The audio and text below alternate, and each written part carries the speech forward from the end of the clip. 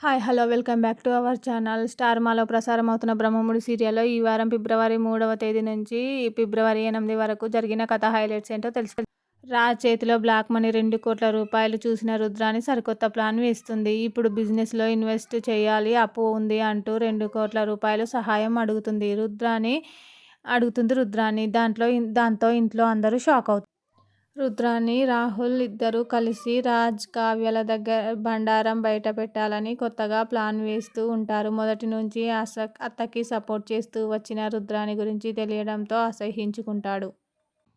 స్వప్న పండంటి ఆడబిడ్డకు జన్మనిస్తుంది. అలాగే చూస్తుండగానే రాజ్ అడిగిన 3 నెలల గడువు కూడా పూర్తవుతుంది. 3 నెలలు ఎప్పుడెప్పుడు గడుస్తాయో అని రుద్రాని, ధాన్యలక్ష్మి గోతికాడి నక్కల్లా ఎదురు చూస్తూ ఉంటారు. చాలా రోజులుగా కోమాలో ఉన్న సీతారామయ్య స్పృహలోకి వస్తాడు. మరోవైపు పోలీసు అయి అప్పు ఇంటికి తిరిగి వస్తుంది.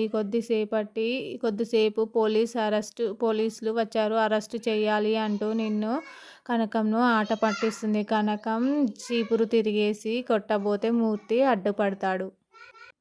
అప్పు పోలీసు అయి ఇంటికి తిరిగి రావడంతో కొడుకు కోడల్ని చూసి లోపల సంతోషపడుతూ ఇద్దరిని దగ్గరకు చేరదీస్తుంది ధాన్యలక్ష్మి. దాంతో ఇంట్లో అందరూ సంతోషంగా ఉండడంతో అది చూసి తట్టుకోలేకపోయిన అనామిక మరొక కొత్త ప్లాన్తో ఎంట్రీ ఇస్తుంది.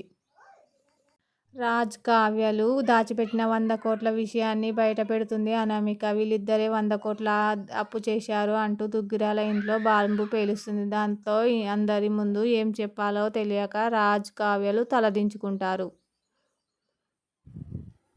Hi! Hello! Welcome back to our channel. ఈరోజు సీరియల్ తర్వాయి భాగంలో ఏం జరిగిందో తెలుసుకుందాం. వారం రోజుల రివ్యూ ఒకే రోజు చూడొచ్చు.